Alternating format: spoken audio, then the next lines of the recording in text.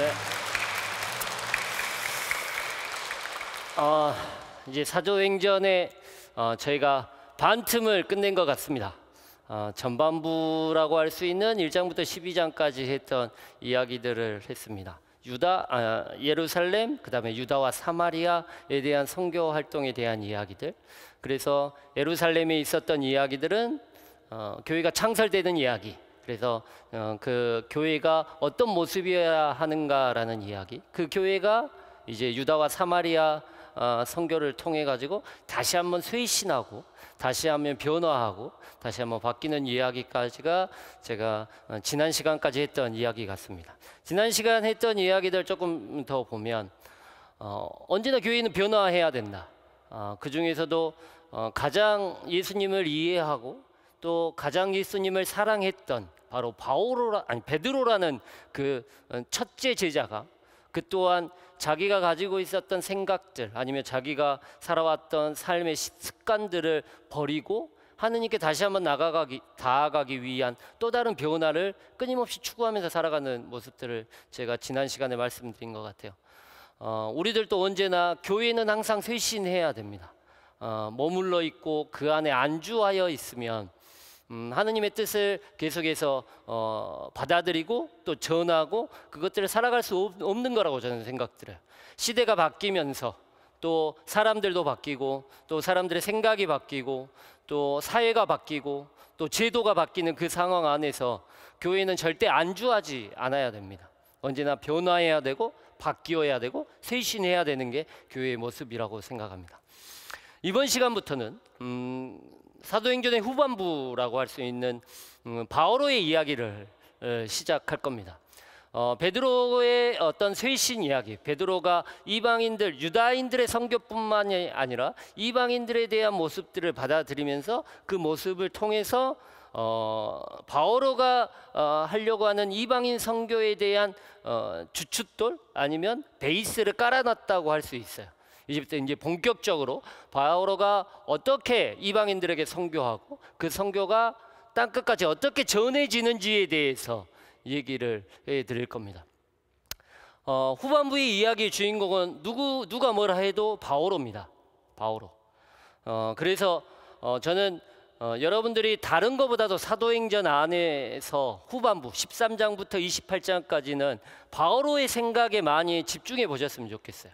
바오로가 어떤 마음을 가지고 있었는지 또 바오로가 어떻게 그 일을 하고 싶어 했는지에 대한 이야기들을 좀 제가 많이 해드릴 거예요.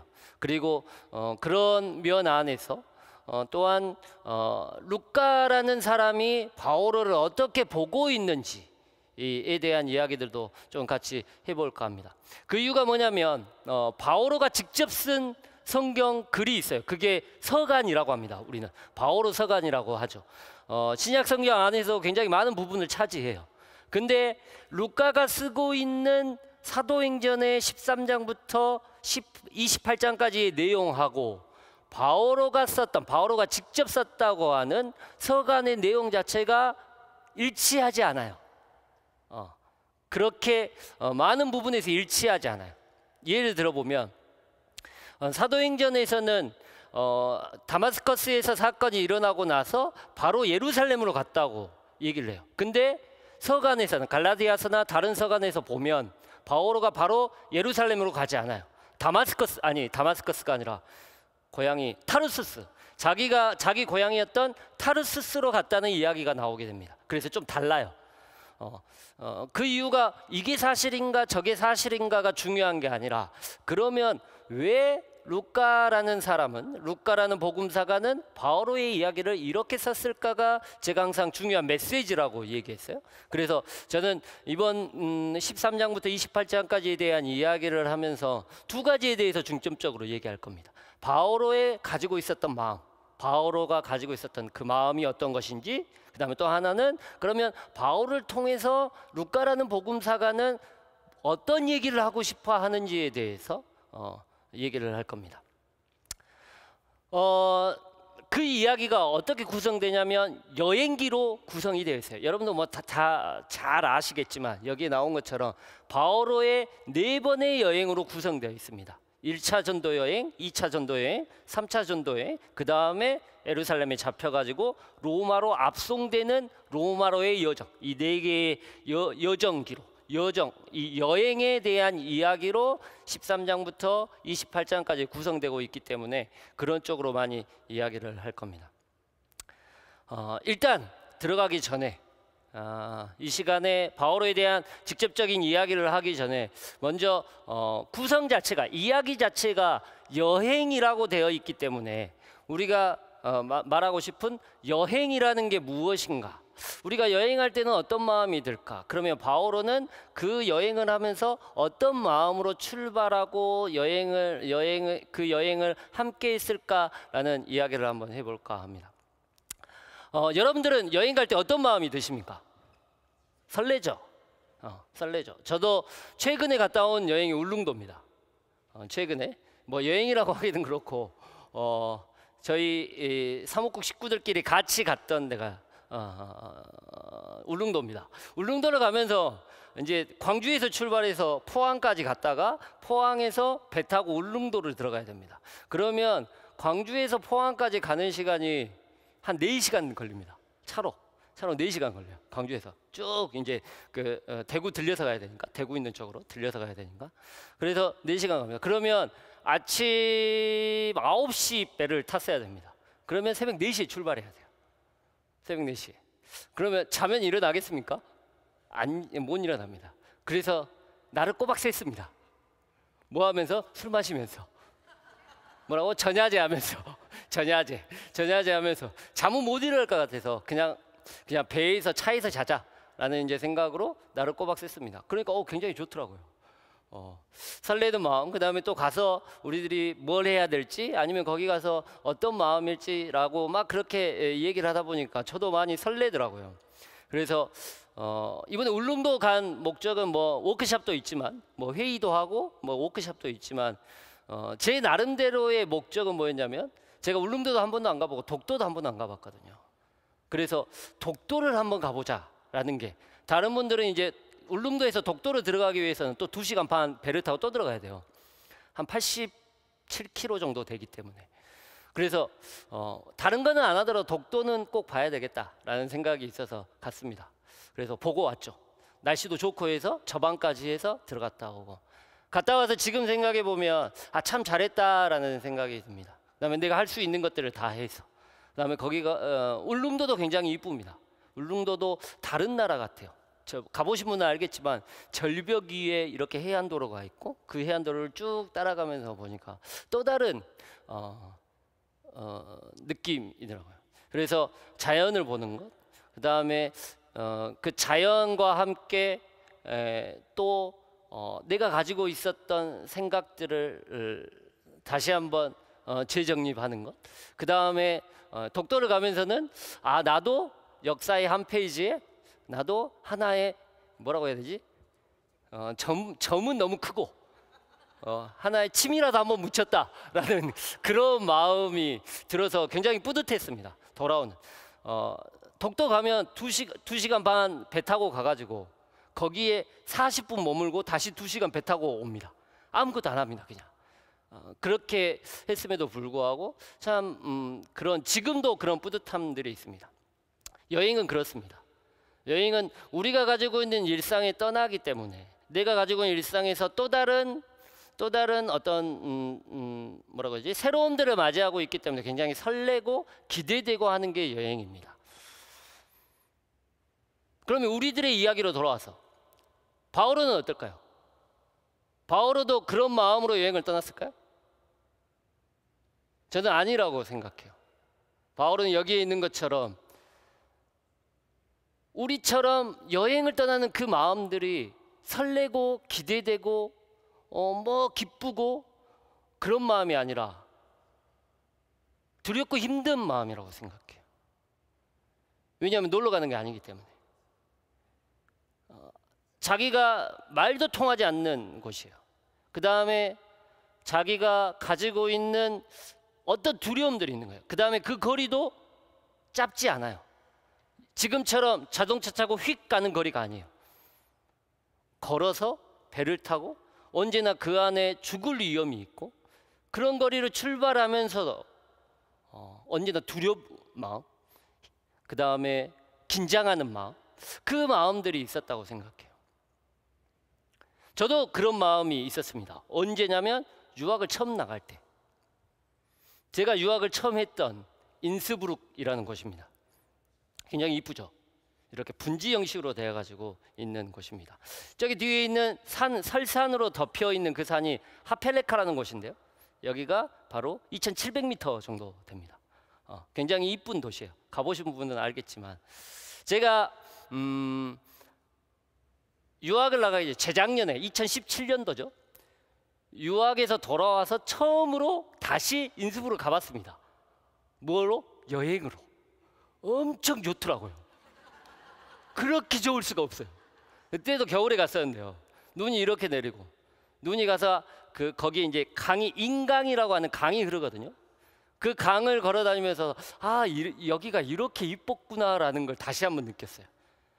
그런데 2003년도에 제가 처음 유학 갈 때, 외국이라는 곳을 한 번도 안 나가고 처음 나갈 때, 독일 말을 하나도 배우지 않고 갔을 때, 누가 옆에 데려가 준 것도 아니에요. 나 혼자 갔죠. 처음에 이제 프랑크푸르트 공항으로 비행기를 13시간 비행기를 타고 프랑크푸르트 공항에 딱 도착해서 거기에서 4시간을 대기하고 프랑크푸르트 공항에서 인스브룩 공항으로 갔어야 돼요. 공항에 있으면 여러분들 어떻게 하십니까? 막 돌아다니면서 뭐 면세점도 가고 막 그러잖아요.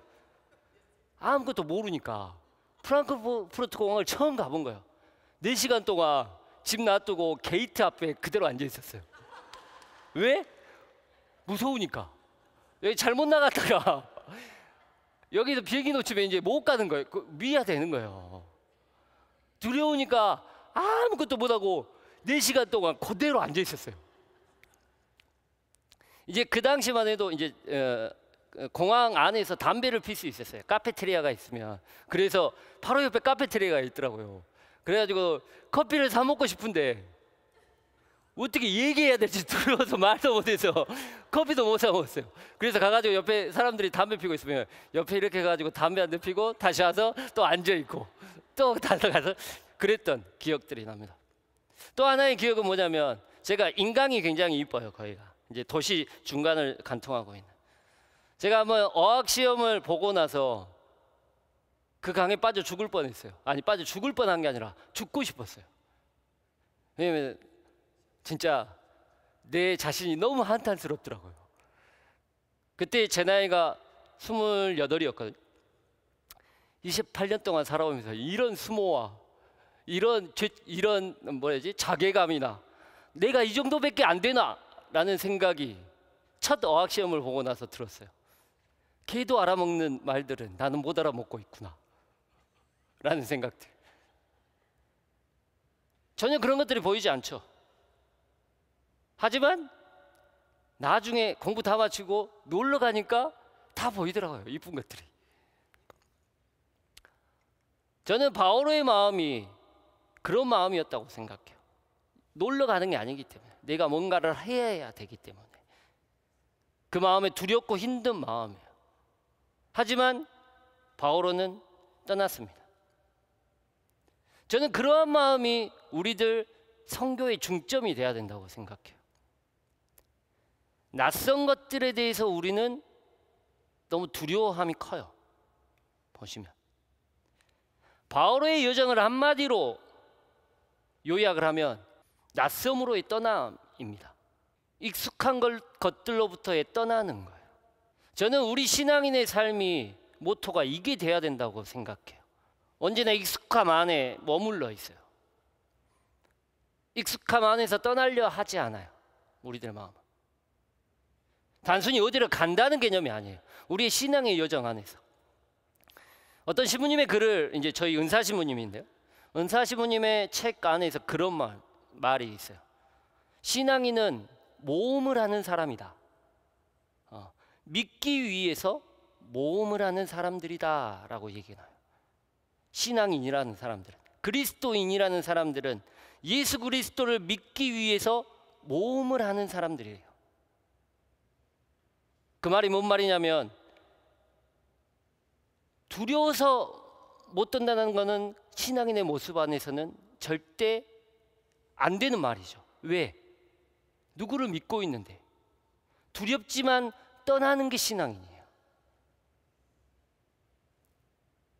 우리들은 많은 경우 그 익숙함에 주저앉아 있어요. 우리들은 많은 경우 너무 익숙한 것들 안에서 그것에 묶여 살아요.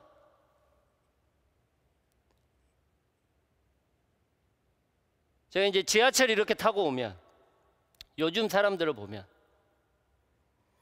한 80%에서 90%는 뭘 보고 있습니까? 지하철에서? 핸드폰을 보고 있습니다. 그 모습을 이렇게 바라보면서 우리가 너무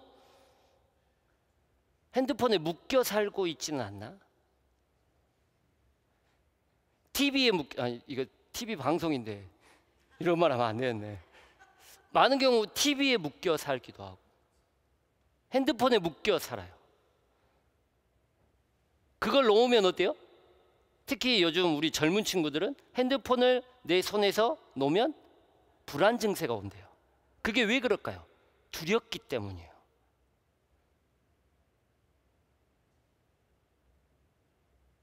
단순히 그런 것들이 아니라 우리들의 가치 안에서도 우리들은 묶여 산다고 저는 생각해요. 우리들의 신앙 안에서도 내가 가지고 있는 것들에서 묶여 살고 있어요. 떠날 수 있어야 한다고 저는 생각해요. 낯선 것들로 떠나서 살아야 된다고 저는 생각해요. 떠나게 되면 낯선 것들을 보게 되죠. 이상한 것들을 보게 돼요. 두려워요. 하지만 그 두려움 안에서도 뭘 찾는 거라고 해요? 저는 익숙함을 찾는 거라고 생각해요. 이게 이제 나중에 바오로에 대한 신학 자체를 제가 풀이한 거예요. 바오로는 정말 낯선 곳으로 갔어요. 말도 안 통하고 아무도 모르는 곳, 그리스도인이라고는 한 사람도 없는 곳, 그곳에 가서 예수를 선포했어요. 그런데 그 낯선 곳에 가서 뭘 찾았냐면 자기하고 익숙한 것들을 찾았어요. 그래서 그 익숙함을, 낯선 것들을 익숙함으로 만들었어요. 그게 우리들의 신앙의 여정이라고 저는 생각해요.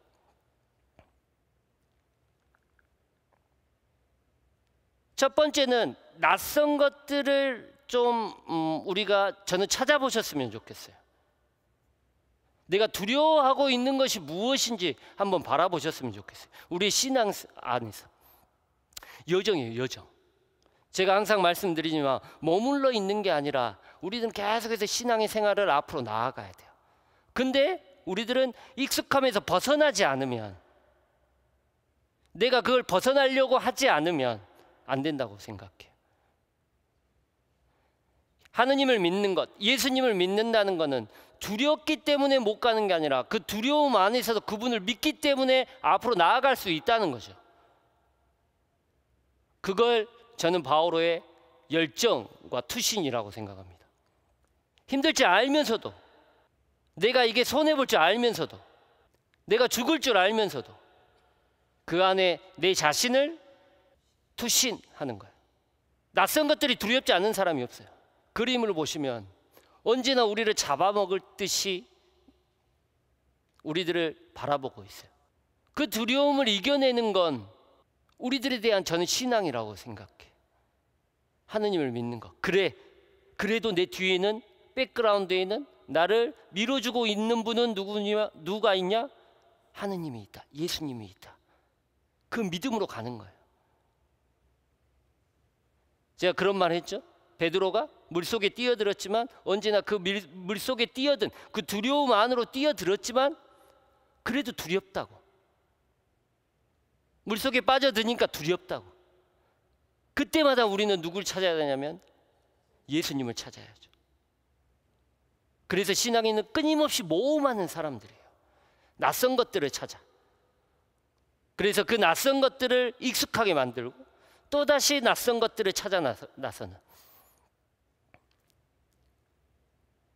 저는 성경을 공부하는 것도 마찬가지라고 생각해요.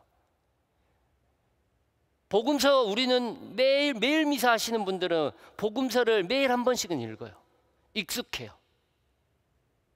너무나 익숙하죠. 근데 너무나 익숙하기 때문에 그 안에서 새로운 것들을 찾아내려고 하지 않아요.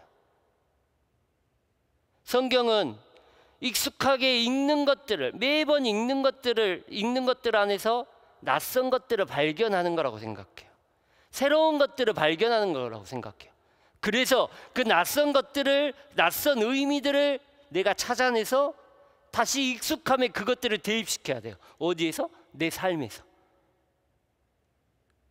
그래서 성경의 말씀을 내 삶에서 다시 한번 생각하는 마음, 그게 성경에 대한 우리들의 마음가짐이어야 하지 않을까라는 생각입니다.